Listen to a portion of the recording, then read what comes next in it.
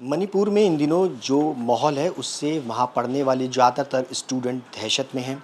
ज़्यादातर स्टूडेंट्स ने वहाँ से यूनिवर्सिटी से वापस दिल्ली की तरफ कूच किया है। हमारे साथ कई सारे स्टूडेंट्स हैं जो कि दिल्ली कांग्रेस प्रेसिडेंट से जो दिल्ली के हैं उनसे मुलाकात करने के लिए पहुँचे। सबसे पहले स्टूडेंट से हम बात कर लेते हैं। ये बताइए कि क्या फ़िलहाल वहाँ मंज़र है, किस तरीके के हालात हैं, कब आप वहाँ से आए? सर हम लोग 5 मई को हम लोग वापस आए हैं दिल्ली। सुबह की फ़्लाइट हमने ली थी और अभी जो सिचुएशन है वहाँ पे हम लोगों को पहले तो ऑफ़लाइन के लिए बुलाया जा रहा था कि आप क्लासेस ऑफ़लाइन लीजिए और एग्ज़ाम को एज़ अ वेपन यूज़ करा जा रहा था कि हम लोग फ़ेल कर देंगे। तो ये चीज़ करी जा रही थी। अब जब वीडियो वायरल हुआ है उसके बाद वो लोग अब थोड़ा पॉज़ कर चुके हैं इस चीज़ को। वो कह रहे हैं कि और एक्सटेंड कर देंगे, एग्ज़ामिनेशन जो है वो और आगे शिफ्ट कर दिया जाएगा। बट सर कैसे होगा, कब होगा, वो कोई इन्फॉर्मेशन अभी तक हमें नहीं मिली है कि कब तक ख़त्म हो जाएगा। हमारा भी सर कोर्स एक टाइम लिमिट तक होता है, वो और एक्सटेंड करते हुए चला जा रहा है। और सर अभी जब बात हुई थी टीचर्स से, उन्होंने कहा था कि वो खुद भी सेफ़ नहीं है, उनकी फ़ैमिली भी वो खुद की फ़ैमिली को फ़र्स्ट देखेंगे कि हम बच्चों को देखेंगे। सो हम लोग एज़ एन आउटसाइडर्स हम दिल्ली से वहाँ जा रहे हैं, तो हमारे लोकल गार्जियंस जो हैं वो वहाँ के टीचर्स और जो स्टाफ़ है वही होंगे। तो वो लोग ही जब लाइक कुछ रिस्पॉन्सिबिलिटी नहीं लेना चाहते, तो हमारे पेरेंट्स भी इस तरीके से हमें नहीं भेजना चाहते। आप कह रहे हैं कि आप 5 मई को वापस आए, 4 मई का एक वीडियो जो है वो बहुत वायरल हो रहा है।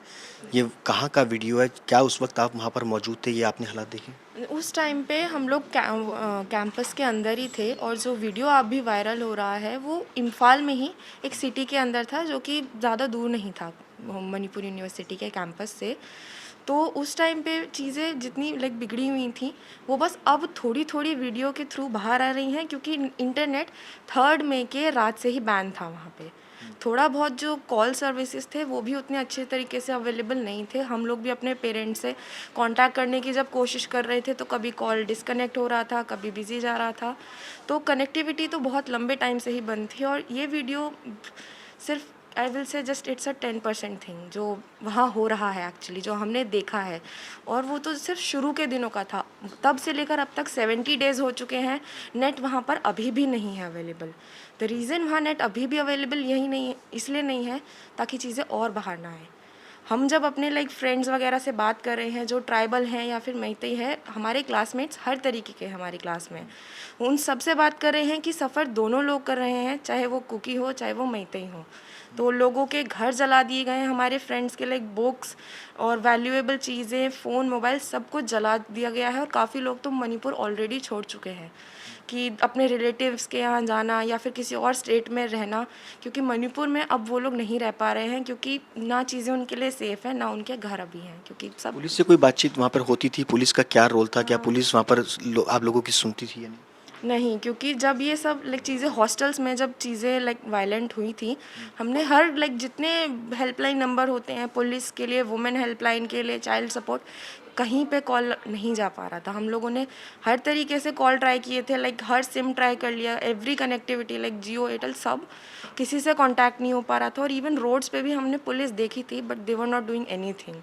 अब वो लोग उनको सपोर्ट कर रहे थे या फिर उनकी भी चीज़ों से बाहर like they can't do anything, so they didn't do anything उस टाइम पे। उस वक़्त आप सब लोगों के दिमाग में क्या चल रहा था? जो इंटरनेट बंद है, पुलिस नहीं सुन रही, आप बाहर नहीं निकल पा रहे, फैमिली से कॉन्टैक्ट नहीं कर पा रहे, उस वक़्त किस तरीके के क्या सोच रहे थे आप सब?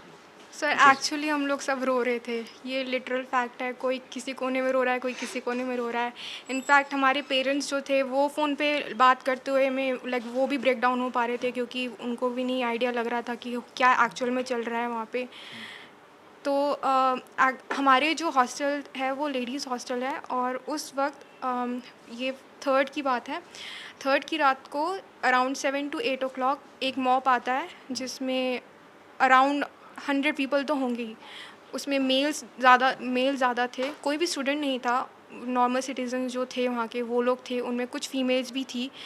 तो वो लोग फ़ोर्स कर रहे थे कि वो हमारे हॉस्टल की बिल्डिंग के अंदर घुस पाए। आउटसाइडर। जी, तो घुसने की कोशिश कर रहे थे, बट हमारा जो मेन बिल्डिंग का जो गेट था वो लॉक था। तो केयर टेकर जो एक थी वहाँ पे, उन्होंने किसी तरीके से नेगोशिएशन करके सिर्फ 2 लड़कियों को हॉस्टल के अंदर आने दिया, क्योंकि वो लोग बिना अंदर घुसे वो नहीं मान रहे थे। वो लोग फ़ोर्स कर रहे थे, चिल्ला रहे थे। तो वो दो लड़कियां जब आई, वो एक एक रूम में गई, उन्होंने आईडीज़ चेक करी, हमारे बेड्स को चेक किया, हमारे बेड के नीचे चेक किया गया, पूरा रूम अच्छे से उन्होंने देखा और फिर वो वहाँ पे गई हैं। हमारी एक ट्राइबल जो फ्रेंड थी हमारी बैच की, वो उस वक्त हॉस्टल में थी, उसको हम लोगों ने छुपाया एक रूम में, उसको बंद कर कर, वो बेड के नीचे छुप गई थी, उसको बंद कर कर बाहर से हमने लॉक लगा दिया ताकि ऐसा लगे कि रूम जो है वो बंद है, कोई नहीं है। तो उस वक्त ऑलमोस्ट लेट हो चुका था, इसलिए उन्होंने अच्छी तरीके से चेकिंग नहीं करी थी, तो वो हमें हॉस्टल छोड़ के वो लोग चले गए। बट जो सिचुएशन थर्ड की है, ये सुबह से हो रहा था, क्योंकि बहुत सारे हॉस्टल हैं यूनिवर्सिटी में, मेल हॉस्टल, फीमेल हॉस्टल, हमारा हॉस्टल नंबर 7 था, तो सब जगह ये सब चल रहा था। तो स्टार्टिंग में उन्होंने बहुत अच्छी तरीके से चेकिंग करी है, पूरे मॉप ने, जो रूम्स बंद थे, लॉक थे बाहर से, जो जिसके अंदर बच्चे छुपे हुए थे, उनको भी तोड़ के उन्होंने चेकिंग करी है। और जो ट्राइबल बच्चे मिले, उनको उनकी आईडीज़ ले ली गई थी, और उस आईडीज़ को उन्होंने इंफॉर्मेशन निकालने के लिए यूज़ किया, और नेक्स्ट डे उन्हीं के रूम को लॉक तोड़कर उनका सामान बाहर निकाल कर हॉस्टल के जला दिया गया। पढ़ाई पूरी सर्वाइव कर रही है आप सब लोगों की, 2021 से आप वहाँ से पढ़ रहे हैं, अब पूरा माहौल ख़राब है, अब क्या चाहते हैं आप? अब इतनी सारी सिचुएशन के बाद हम चाहते हैं कि हमारा जो भी हमारे स्टेट्स में सेंट्रल यूनिवर्सिटीज़ है, वहाँ पर हमारा अपने कोर्स के हिसाब से ट्रांसफ़र कर दिया जाए। बट अभी हम वी आर ट्राइंग, बट अभी तक हमें कोई भी रिस्पॉन्स यूजीसी से ना ही कहीं से अभी तक मिला है। जो माहौल आपने वहाँ पर मणिपुर में देखा, क्या आगे कभी सोचेंगे वहाँ जाने की वापस? नहीं, हमारे पेरेंट्स हमें अलाउ ही नहीं कर रहे हैं। जो भी हमने देखा है, जो हमारे पेरेंट्स ने डर फील किया है, जो मेंटल ट्रॉमा जो फेस किया है, उसके बाद we are not willing to go there.